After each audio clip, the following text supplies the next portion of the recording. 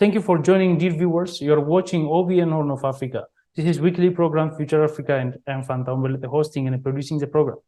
Today, we will continue the second episode of our discussion with press writer on African affairs and former diplomat in Washington, D.C., Michael Mograbi, who joins me from Sudan.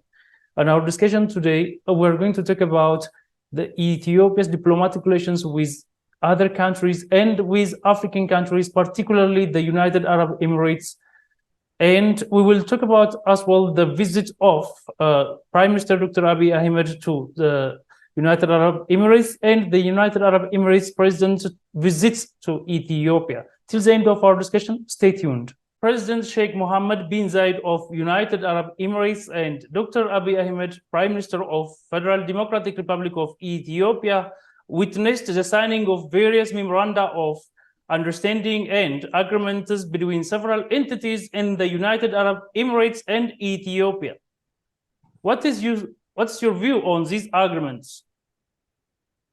I appreciate really the foreign policy of Ethiopia, not just because of this memorandum, which is a good step, especially regarding economic aspects, but because the foreign policy is balanced. I can see that Ethiopia had good relation with Sudan, Egypt, other countries. They express always good intention with countries, and they reach these countries. The Prime Minister of Ethiopia, Abiy Ahmed, visited Cairo, and the Egyptian president visited Addis Ababa. I witnessed the speech of Sisi in the Ethiopian parliament, and that in the first time of his presidency after election. And now there is a good economic ties with United Arab Emirates.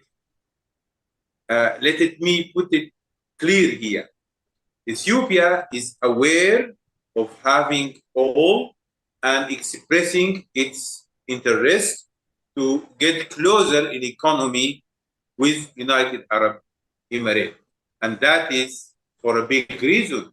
United Arab Emirates is a powerful economy in the region, and Ethiopia lacks the thing that available in the United Arab Emirates, and United Arab Emirates lacks the thing that is available and abundant in Ethiopia.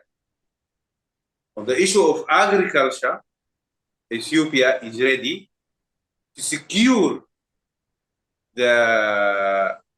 the interest of United Arab Emirates regarding the industrialization, which is the key word for me in the Ethiopian economy. That needs energy, that needs raw materials, that needs market. And United Arab Emirates has the market because the free trade area and all things that's available in the United Arab Emirates. And also, United Arab Emirates needs a big partner in Africa, which is a big country like Ethiopia with a very big population, and that makes for the United Arab Emirates a big opportunity that to get into more African partnerships. So I can say that United Arab Emirates is a giant in economy, and Ethiopia, it is a giant in its natural resources and its people, regarding the population and regarding the quality. And I think you will see a different Ethiopia after this strong, powerful partnership. And also again and again, the wise leadership of Ethiopia, Prime Minister Abiy Ahmed, is fully aware of that to put this partnership in the safe context of having good ties and good relation with all Arab countries that they have already historical relation with Ethiopia. And that is a good step. You have raised the Ethiopia's current diplomatic relations with United Arab Emirates. Let's take this to the whole African continent and the other countries having relations with Ethiopia. How do you see the general Ethiopia's diplomatic ties with countries in Africa and out of Africa?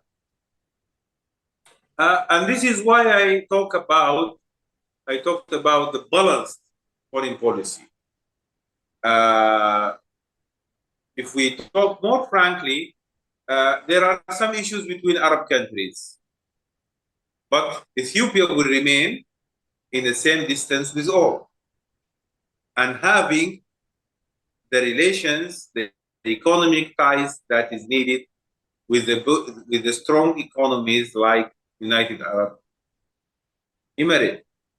So the foreign policy of Ethiopia now is having and maintaining a good distance with all other countries, joining BRICS here, getting closer to the new international club, having a strong partner in economy, United Arab Emirates, having ongoing discussions on the Nile water with Egypt, Sudan, and keeping a stable relation and friendly relation with the country of the Nile Valley, the Nile Valley, and having a sense of leadership in Africa.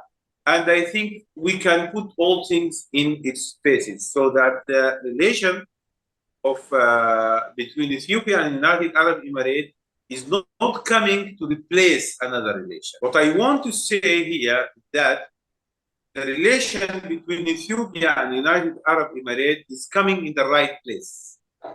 It's not coming to take over other places for the relation with other countries, which is a good and a wise view of foreign policy coming from the leadership of Ethiopia.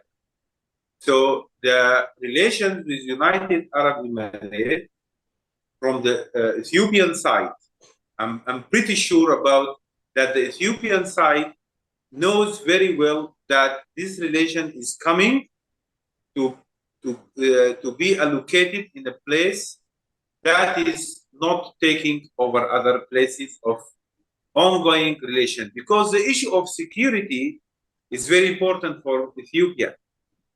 Ethiopia suffered a lot from wars, tension. Africa is a country full of tensions, conflicts, war, so that the security equation is parallel to the economic equation. And how to be balanced between that is to maintain a good distance with all countries and to have friendly relation with all. I think the Ethiopian ties with United Arab Emirates will be a good addition for Africa, not just for Ethiopia, because it will turn to an economic stable partnership. And also the ongoing discussion on the issue of the Nile water and the Nile Valley is going, I think, in a good way with Egypt, Sudan, others, so that this is a beautiful picture of the foreign policy, is to have strong ties with a giant in economy like United Arab Emirates, and still to have good relations with all, and all things could come for the interest for all people. And that could be a good model for Africa, because United Arab Emirates is venturing Africa, and Ethiopia is a key country. And maybe it's the biggest key country in Eastern Africa to be in alliance with United Arab Emirates. What are the areas of this memoranda in which they work together? I can evaluate the whole memorandum, but the thing that I want to add more for Ethiopian audience and for African audience, industrialization. That the cooperation on the market between Ethiopia and United Arab Emirates is giving the industrialization in Ethiopia a new power, a new fresh blood in the economic system of Ethiopia. In Ethiopia now you have 13 industrial parks that the government parks. You have private ones. You have private factories. You have foreign direct investment. Before the war in Tigray, that the stories were covering the industrialization, so that they stopped them for the war. I said that after the peace, the media should come back to the same point that it stopped. The 13 industrial parks of Ethiopia. The cooperation between Ethiopia and United Arab Emirates, the memorandum of understanding between the two countries, covers several areas, but the specific area of having good relation in economy and marketing that could help the industrialization stronger than any other thing. The agreements are aimed at fostering cooperation, developing partnership, and diversifying engagements in various fields to advance development and the prosperity in both nations. How will Ethiopia's friendship with United Arab Emirates impact the general Ethio-Arab world relations? I think having the Gulf countries in Africa in a big investment generally, and United Arab Emirates particularly in a big investment, that will put the Arab competition in the right track. The economy now, even the international economy in the area of cooperation is changing. And now the idea of having a protected system within the country is not valid anymore. And I think the Ethiopian economy is a hybrid economy, it's a mixed economy. It's not just an economy of the government and the state, and it have a big space of foreign direct investment. And I think this is what the United Arab Emirates investors like in Ethiopia, that there is areas of having economy or having investment in Ethiopia. Also, we can raise the issue of the ownership of lands, and I think the privatization process in Ethiopia is taking place more and more and more, and that will give the United Arab more motivations to expand their investment in Ethiopia. Because when you talk about United Arab Emirates, you are not talking about the government or the state, because it's a private economy system, United Arab Emirates. You are talking about individuals, investors from there, businessmen, companies, not the government. And those people need different system of privatization in Ethiopia. And you can see that in Ethiopia now is coming. The telecommunication now is open for new companies. You have Safaricom in Ethiopia now. That didn't happen before. You have private banks. The issue of privatization is coming to the banking system in Ethiopia. And that is the good thing that attracted the United Arab Emirates economic system. What are the major benefits both countries can get from their mutual relations and cooperation? Again and again, for Ethiopia, the market. Because when you get Ethiopia into the era of industrialization, you have production. Where are you going to take this production? In Africa, that is good. But the African market is not that big now, not because of the population is big, but because of the infrastructure that can make your goods coming to Africa, so that you have plenty of production and you need a market. And the best thing is United Arab Emirates is that they secure the market for their partners, because United Arab Emirates and its free trade zones and a country as international economic hub that gives your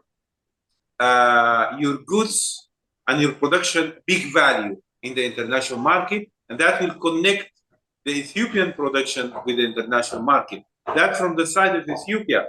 From the side of United Arab Emirates, I think, and the Gulf countries, all these countries, their worries is food security, and the food security could be secured by Ethiopia. How do you think can Africans come together and realize unity and development of their continent? I think the key word of that is the economy. If you have good economy, you have economic cooperation, that gives you a good opportunity to come together. And I think African countries, they are learning from their models. What we are talking about, the memorandum between and the agreements between United Arab Emirates and Ethiopia can give the economic concepts of Africa a new power and a change. I'm a person that advocate for the free economy system, and the free economy system could be stronger in Africa when you have a relation with a free economy system country like United Arab Emirates. Again and again, the economy, not the politics. We had long time discussing the issue of Pan-Africanism. But Pan-Africanism, from point of view, was connected with socialism, not with the free market. And that was good for the time of independence. And at that time, the socialism hegemony in the world was strong, and there was bipolar system, free market, and socialism. After that, new systems appeared, like hybrid system, mixed system. But now, Africa understands that they need the private sector, and they need the free economy system, and that makes the opportunity countries based on free economy and private sector system, and that gives the African unity more opportunity to be achieved. Not just like talking about goals and slogans and coming together and having a strong discussion about the colonial masters. That will not work. What will work is to get together in economic cooperation. And that brings me again to from where do you start? I think African countries, they should start from the border trade between neighboring countries. You have 7 border markets between Ethiopia and Sudan. Ask yourself, is it open or closed, and why? And what is the reason? And how we can help how we can help the relation between the two countries to be better. And that's how Africa gets together in the economy. Have you got any final message before we wind up this session, please? My final message also for the two brothers, Ethiopia and Sudan, again and again, provide the continent with a model of cooperation. You have a life between you, Sudan and Ethiopia. You are sharing borders, and that borders could be for mutual relation and cooperation and trade between the two countries. We have a good example for trade between Ethiopia and Kenya, and you have 3 border markets. One of them is the biggest market of Mali between Ethiopia and Kenya on the borders. Before establishing that market, there was crimes, trafficking, smuggling. But when the two governments come together with the IGAD, establish the market, all these things disappeared. So the economic cooperation, when it comes, crimes, tensions, wars, conflicts, get out from the room. And that is my message for Ethiopia and Sudan. Come together, activate the economic cooperation relations and agreements between the two countries and move forward. Mikhail Mograbi, press writer on African affairs and a former diplomat in Washington, D.C. Thank you for joining me and thank you for your precious time. Thank you. You're welcome. Dear our esteemed viewers, this is the end of our discussion with press writer on African affairs and a former diplomat in Washington, D.C., Mikhail Mograbi. Thank you for watching and have a wonderful time.